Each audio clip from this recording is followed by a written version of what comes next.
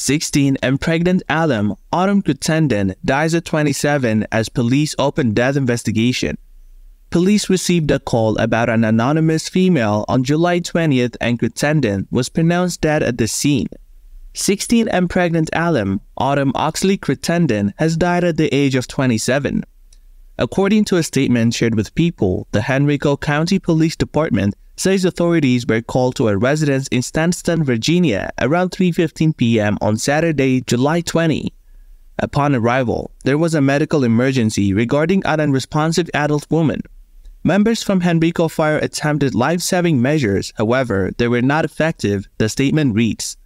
The adult female, Autumn Oxley, 27 of Henrico, was pronounced dead at the scene. Henrico police are currently classifying this incident as a death investigation. It continued, detectives are working with the Office of the Chief Medical Examiner on this case to determine the exact cause and manner of death. Authorities ask that anyone with information regarding this incident contact Henrico Police at 504-501-5000 or anonymously report information to Crime Stoppers at 804-780-1000 or by going to p3tips.com. On Sunday, July 21, Crittendon's sister, Misty, changed her profile picture on Facebook to a sweep snap of the pair as children, followed by hashtags #JusticeForAutumn and #CrittendonStrong. The reality star had 3 children and appeared on MTV's 16 and Pregnant in Season 5. At the time, she was pregnant with her first son, Drake. This news comes months after another 16 and pregnant alum, Sean Geringer, died in an ATV accident, causing blunt force injury to the head. He was only 20 years old. He was just moving the ATV from one parking spot to the next for me so I could back into park, his mother, Mary Hobbs, told the U.S. Sun at the time. He pulled in front of me to park the ATV and the ground gave way from all the rain and mud. Hobbs added that the ATV then flipped and crushed Geringer's skull. I ran to neighbors trying to get someone to help me get the ATV off of him. No one answered. I ran back to him, she recalled. By that time, I realized he wasn't alive anymore. Geringer was featured on Season 6 of 16 and Pregnant and shared 2 children with Selena Gutierrez. 16 and Pregnant is an American reality TV series that aired from June 11, 2009 to July 1, 2014 on the cable channel MTV. It followed the stories of pregnant teenage girls in high school dealing with the hardships of teenage pregnancy. Each episode featured a different teenage girl, with the episode typically beginning when she is 4.5 to 8 months into her pregnancy. The episode typically ends when the baby is a few months old. The series is produced in a documentary format with an animation on notebook paper showing highlights during each episode preceding the commercial breaks. 16 and Pregnant has spawned 5 spin-off series: Teen Mom, Teen Mom 2, Teen Mom 3, Teen Mom Young and Pregnant, and 16 and Recovering, which premiered on September 1, 2020.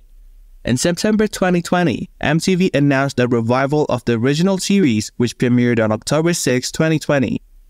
Based on a preview of the show's first 3 episodes, the New York Times called the series a documentary-style series about real-life Junos who are not scoring in the 99th percentile on the verbal portion of their SATs, despite its showcasing of the grim, hard work, and single mothering. In 2011, the Social Security Administration reported that the names of one of the featured mothers and her son, Macy and Bentley, were the names that saw the greatest increase in frequency over the past year. In 2016, a New York Times study of the 50 TV shows with the most Facebook likes found that, similar to Teen Mom, 16 and Pregnant is more popular in rural parts of the country. Producers of 16 and Pregnant have been criticized for their lack of diversity and inaccurate representation of teenage mothers within the cast. When comparing the mothers on 16 and Pregnant to the U.S. National Vital Statistics Report on teenage pregnancy, researchers found MTV overrepresented births to mothers aged 15 to 17 at the time of birth and also overrepresented white teenage mothers. Teenage pregnancy with mothers 15 to 17 years of age at birth accounted for 22% of the national average, with teenage pregnancy for white mothers being reported at 22%. Within the first 5 seasons of 16 and Pregnant, white teenage mothers made up more than 2/3 of the show participants. 48% of the mothers were 16 at the time of birth, 39% were 17, and 11% were 18 to 19. 16 and Pregnant was created as a method of early intervention in teenage pregnancy prevention. At the time of its premiere, producers defended the show with arguments that 16 and Pregnant would educate teenage girls on the realities of pregnancy and teenage motherhood. Research indicates that the show had mixed effects on the teenage girls it sought to target. In 2009, the National Campaign to Prevent Teen and Unplanned Pregnancy recognized 16 and Pregnant among the factors that caused a decrease in teenage pregnancy recorded over the year. A 2012 survey by the National Campaign also praises the show for encouraging discussions regarding teenage pregnancy between viewers aged 10 to 19, their peers, and their parents. Viewership of 16 and Pregnant was found to be the most successful as a method of intervention for teens aged 15 to 16 living in states that do not require sex education to be taught in schools. The study concluded that women in states without sex ed mandates may have lacked access to information on sex and contraception, which became more readily available via links to stayteen.org and after the debut of 16 and Pregnant. 16 and Pregnant has also been criticized for glamorizing teenage pregnancy and motherhood. Research in 2014 suggests young girls who are frequent viewers of 16 and Pregnant were more likely to have an unrealistic perception of teenage motherhood. Additionally, the researchers discovered that viewers perceived the benefits of teen pregnancy to be greater than the risk given the positive conclusions in participant stories. In 2014, the National Bureau of Economic Research conducted and published a study suggesting a correlation between the premiere of the show in 2009 and a 5.7% of the total 17.6% decrease in teen births in the US in the 18 months following the premiere. It was unknown whether this was due to the premiere of 16 and Pregnant or the financial crisis of 2007 to 2008. However, the study showed increased search activity about birth control and abortion and sparked relevant conversation via Twitter. The study looked at different factors to come up with their conclusion: exposure to the television show, increased in searches on birth control during times the show aired, in what region, and how popular the show was in those specific areas. The study concluded that there was indeed a correlation between viewership and the search of these topics, indicating the show did have an effect on the decline of teen pregnancy rates at the time.